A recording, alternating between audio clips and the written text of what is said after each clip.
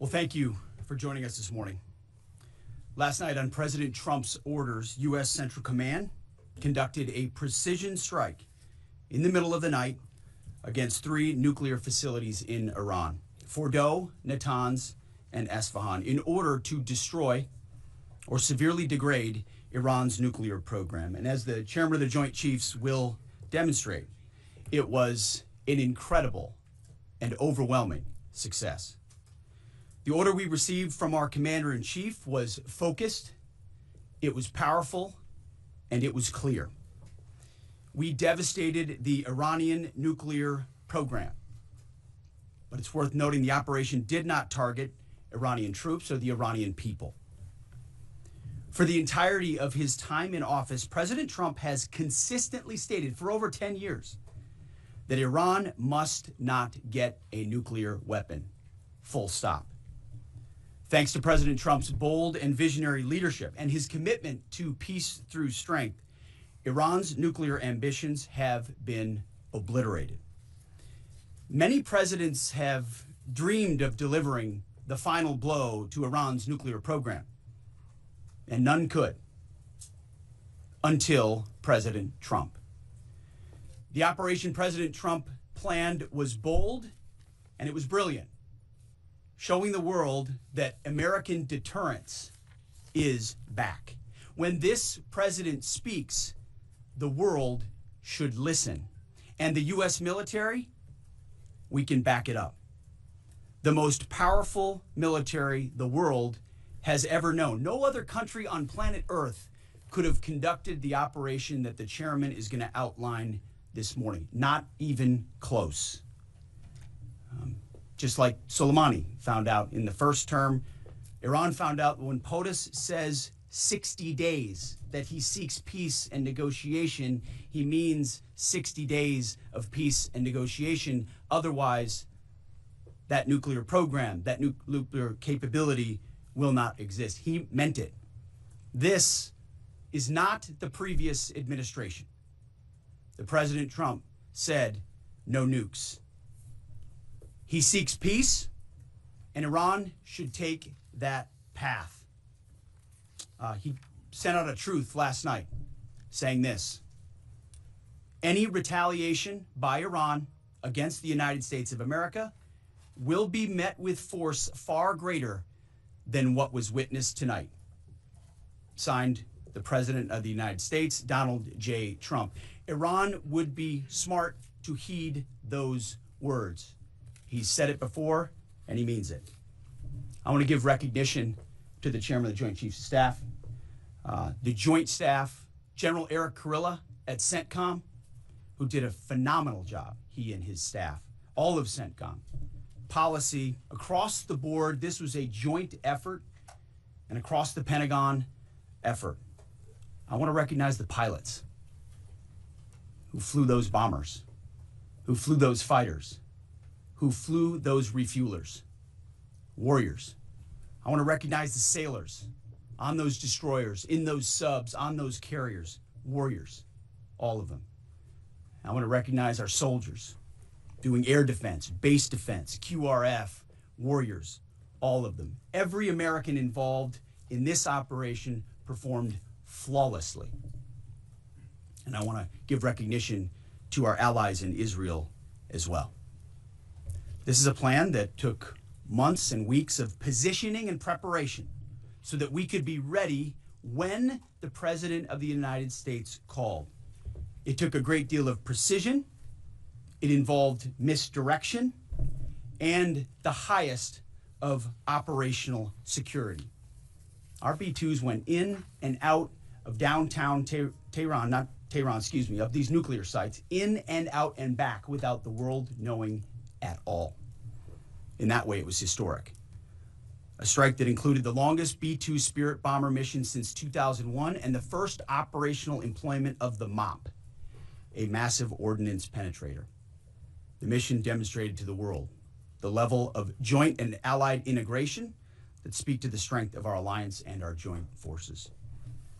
As President Trump has stated, the United States does not seek war, but let me be clear. We will act swiftly and decisively when our people our partners or our interests are threatened. Iran should listen to the President of the United States and know that he means it, every word. I want to give congratulations to our Commander-in-Chief. It was an honor to watch him lead last night and throughout, and to our great American warriors on this successful operation. God bless our troops. God bless America. And we give glory to God for his providence and continue to ask for his protection. I turn it over now to the chairman for specifics. Thank you, Mr. Secretary. Thanks for recognizing all of our folks out there doing our nation's work, and nice to see everybody on this early Sunday morning. Last night on the President's orders, U.S. Central Command, under the command of General Eric Kurilla, executed Operation Midnight Hammer, a deliberate and precise strike against 3 Iranian nuclear facilities. This was a complex and high-risk mission carried out with exceptional skill and discipline by our joint force. I want to thank every service member, planner, operator that made this mission possible. Their actions reflect the highest standards of the United States Armed Forces. This operation was designed to severely degrade Iran's nuclear weapons infrastructure. It was planned and executed across multiple domains and theaters with coordination that reflects our ability to project power globally with speed and precision at the time and place of our nation's choosing. This was a highly classified mission with very few people in Washington knowing the timing or nature of this plan. I'll refer you to the graphic on the side as I walk you through some of the operational details. At midnight Friday into Saturday morning, a large B-2 strike package comprised of bombers launched from the continental United States. As part of a plan to maintain tactical surprise, part of the package proceeded to the west and into the Pacific as a decoy, a deception effort known only to an extremely small number of planners and key leaders here in Washington and in Tampa. The main strike package, comprised of 7 B-2 Spirit bombers, each with 2 crew members, proceeded quietly to the east with minimal communications. Throughout the 18-hour flight into the target area, the aircraft completed multiple in-flight refuelings. Once over land, the B-2s linked up with escort and support aircraft in a complex, tightly timed maneuver requiring exact synchronization across multiple platforms in a narrow piece of airspace, all done with minimal communications. This type of integration is exactly what our joint force does better than anyone else in the world.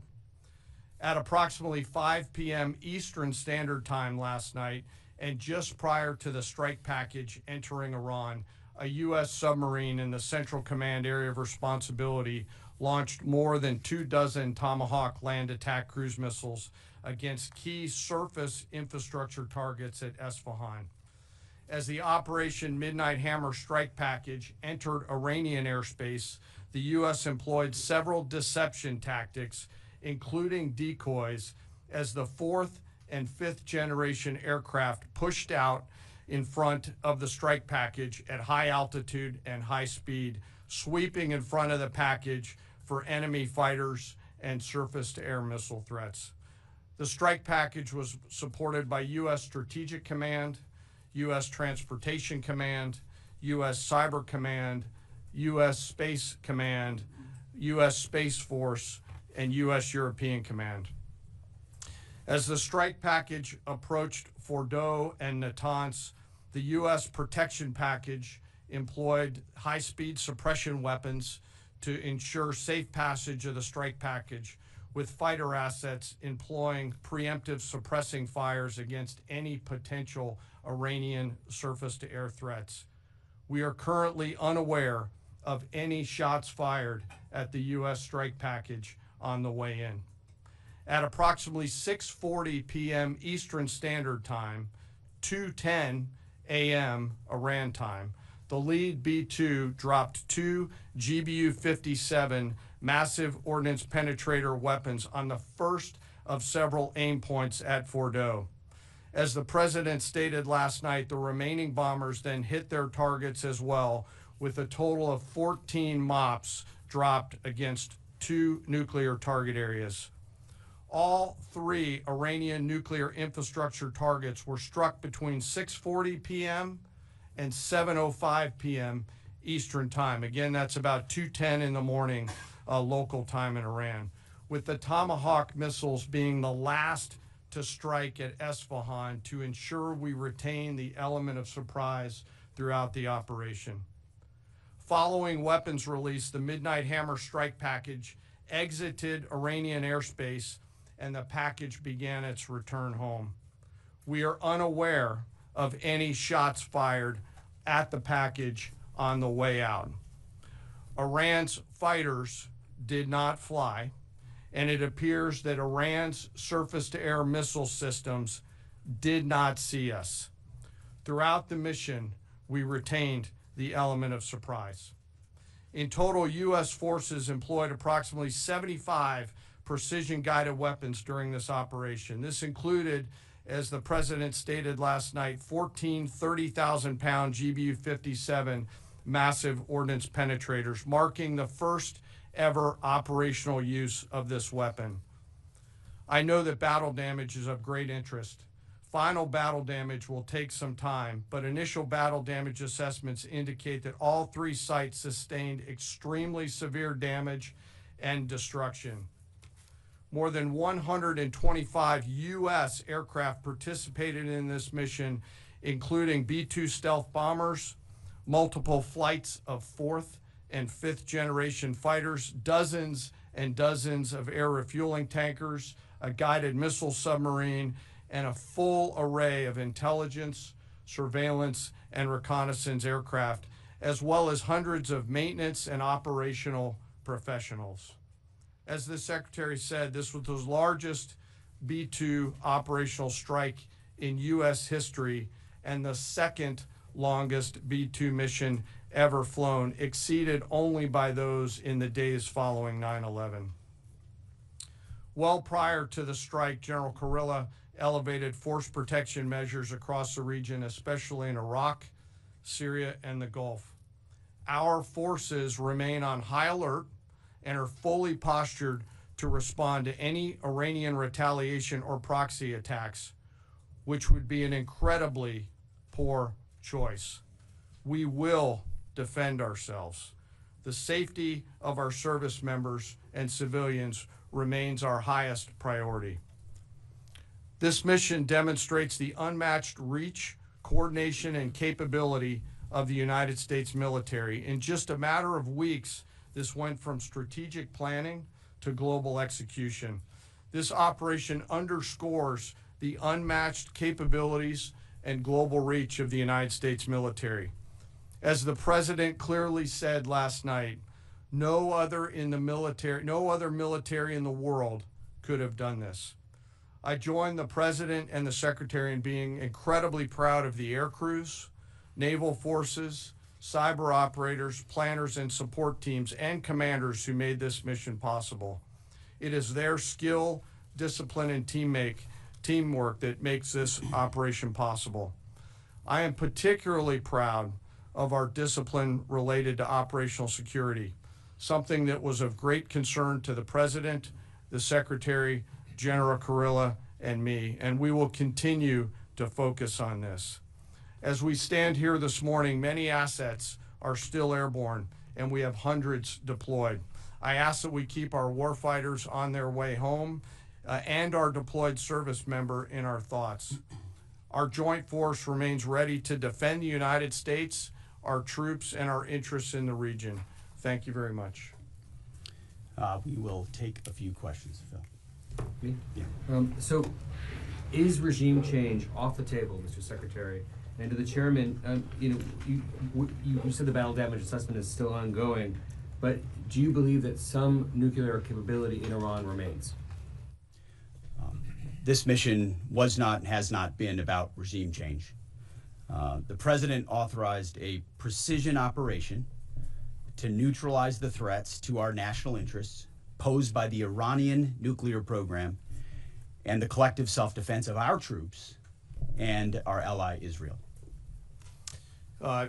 Thanks for your question. I think BDA is still pending, and it would be way too early for me to comment on what may or may not still be there. But thanks for the question. Green. No, behind you.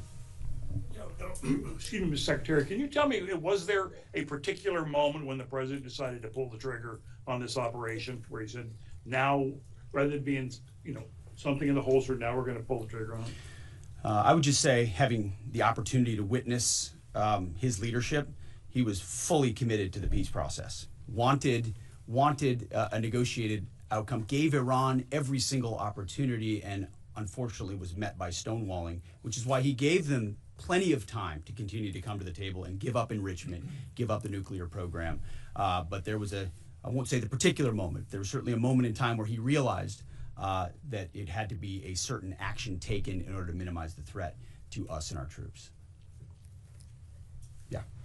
General, you say that General Kurilla increased force protection in Iraq, Syria, and Gulf, and those areas. Were they given any advance warning the attacks were coming? And also, Mr. Secretary, when were congressional leaders notified? How long before the attacks took place? Sure. To your first question, the risk has clearly been rising over the last few weeks in the region. Based on that, and not a particular awareness of this operation, we've made smart decisions to minimize the risk to U.S. forces in the region. So they were given no advance warning? No, sir. And congressional? They were notified after the planes were safely out. Well, we complied with the notification requirements of the War Powers Act. After the attacks, they were notified? They were immediately thereafter. Yes. Thank you, Secretary. Two quick questions. Do you believe you completely destroyed Iranian nuclear program? And how about Iranian ballistic missiles? Your ally at Israel always saying that is biggest threat. And second question is very important. What will be your next step if Iran or militias under Iranian influence in the region attack U.S. interests or allies in the region? And you can chime in on this too, Mr. Chairman. The battle damage assessment is ongoing, but our initial assessment, as the chairman said, is that all of our precision munitions struck where we wanted them to strike and had the desired effect, which means especially in Fordo, which was the primary target here, we believe we achieved destruction of capabilities there. Ultimately, wherever it may be, whether it's in Iraq or Syria or bases in the Gulf, as the president said, it would be as the chairman said, it would be a very bad idea for Iran or its proxies to attempt to attack American forces. Yes. Thank you, Mr. Secretary. Regarding retaliations, Iran and North Korea are cooperating on nuclear and missile development. Do you think there is a possibility that Iran, North Korea, and the other forces, such as China, will join forces to retaliate against the United States? Well, unfortunately, because of the policies under the previous administration, we drove those countries together, and ultimately that creates a challenging environment. For this particular operation, the focus is on Iran and Iranian nuclear capabilities. That's our focus here, is to not just say that they can't have, but President Trump has said from over 20 years, frankly, Iran cannot have a nuclear weapon. And ultimately, he decided this is the moment, given their stonewalling, when direct military action had to be taken to prevent that from happening. Yes? Thank you very much. General Kane, I understand OPSEC, I respect OPSEC. Can you say at all what security procedures are being taken to protect U.S. troops in Iraq and elsewhere in the Middle East? And Secretary Hegseth, as a global war on terrorism veteran, what do you say to veterans who may be concerned the U.S. is getting into another open-ended war in the Middle East over weapons of mass destruction? Thanks, sir, for the question. I won't comment on what force protection measures are being taken in the region. What I will say is we're being proactive and not reactive, and being very thoughtful about ensuring that we do all that we can to protect our forces out there. And I would just say, as the president has directed and made clear, this is most certainly not open-ended. It doesn't mean it limits our ability to respond. We will respond if necessary. The most powerful military in the world is postured and prepared to defend our people. But what the president gave us, as I said, was a focused, powerful, and clear mission on the destruction of Iranian nuclear capabilities. Those were the targets. That's what was struck. That's what was overwhelming. That's what was overwhelming. That's what the Iranian regime needs to understand, as the president put out last night. He wants peace. There needs to be a negotiated settlement here. We ultimately demonstrated that Iran cannot have a nuclear capability. That is a very clear mission set on this operation. Yes, hold on. Yes, right there. Thank you, Mr. Secretary. Question for the Secretary and the Chairman. How was this strike coordinated with the Israelis on a strategic level, militarily, and on a tactical level? Was there any direct Israeli military participation in this operation? Well, I would say certainly Israel had an incredible military success, especially at the beginning and ongoing, in degrading Iranian capabilities, in degrading Iranian launchers, MRBMs. It's been incredible to watch what our ally Israel has been able to do. And there certainly have been conversations. I mean, General Kurilla at CENTCOM has worked closely in the defense of Israel for many years. And part of this operation was the defense of Israel and the ongoing defense of Israel. But as it pertains to this strike, this was U.S. operated and U.S. led. We took advantage of some of the preparatory work that's been done over the past week and a half in terms of axis of approach. I won't get into the particulars, but as the Secretary said, it was a U.S. strike. We made sure we were not in the same piece of airspace and sky. Aside from that, that was the extent of it. We'll take a couple more. Yeah, right there. Question to the Secretary first. Are you concerned whatsoever now about the reaction from U.S. allies given the strike, particularly those in the Gulf? And to the Chairman, if I may, I understand you don't want to speak to specific assets and force protection measures, but do you anticipate at least having to bring in any further assets from other theaters to aid in force protection over the coming days? We certainly understand the challenges of allies in the region, and we have been respectful and in working in collaboration with them as it pertains to basing and sensitivities there.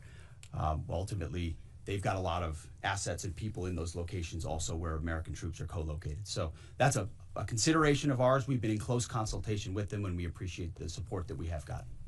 Thanks for the question on sort of the global picture. And as you know, that's one of my jobs, is to look globally at the entire range of challenges. We are always carefully considering our force posture around the world, and then offering options to the Secretary and to the President. I won't comment on any future things, but the American people should know that we carefully consider those moves around the world and try to modulate as needed our force structure in the region. Absolutely. Yeah, right here. Thank you. What communications are being sent to the Iranians right now, and is there any possibility of diplomacy now or in the coming days? I can only confirm that there are both public and private messages being directly delivered to the Iranians in multiple channels, giving them every opportunity to come to the table. They understand precisely what the American position is, precisely what steps they can take to allow for peace, and we hope they do so. Yes. The president may not want an open-ended conflict. The Iranians may disagree. Are you prepared for a protracted war? Well, anything can happen in conflict. We acknowledge that. But the scope of this was intentionally limited. That's the message that we're sending. With the capabilities of the American military, nearly unlimited. So Iran, in that sense, has a choice. But we've made it very clear to them, this is nuclear sites, this is nuclear capabilities, this is the line that the president set, and we set that back. Now is the time to come forward for peace. But I think one of the takeaways from this as well is the unprecedented level of ongoing cooperation. I can't speak highly enough of the chairman and his staff and General Kurilla in CENTCOM, what they've done to look around the corner, to pre-position, to understand how an operation like this comes together. The scope and scale of what occurred last night would take the breath away. of almost any American if you had an opportunity to watch it in real time. And I think Tehran is certainly calculating the reality that planes flew from the middle of America in Missouri overnight, completely undetected over 3 of their most highly sensitive sites, and we were able to destroy nuclear capabilities.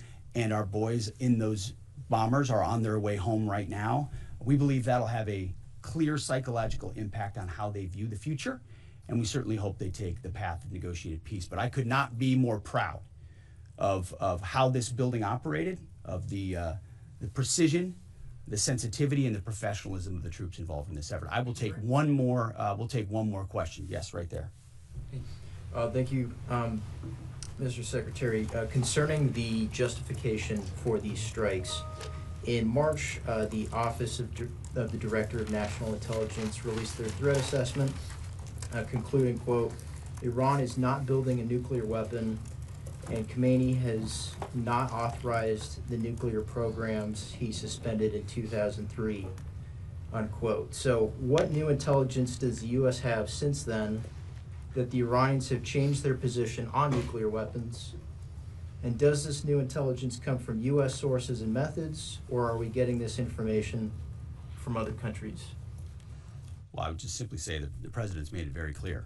He's looked at all of this, all of the intelligence, all of the information, and come to the conclusion that the Iranian nuclear program is a threat, and was willing to take this precision operation to neutralize that threat in order to advance American national interests, reduce the Iranian nuclear program, and obviously collective self-defense of ourselves and our allies. So he looked at all of it, understood the nature of the threat, and took bold action I think the American people would expect in a commander-in-chief. That's all we've got. Thank you very much. Appreciate it, Mr. Chairman. Thank you.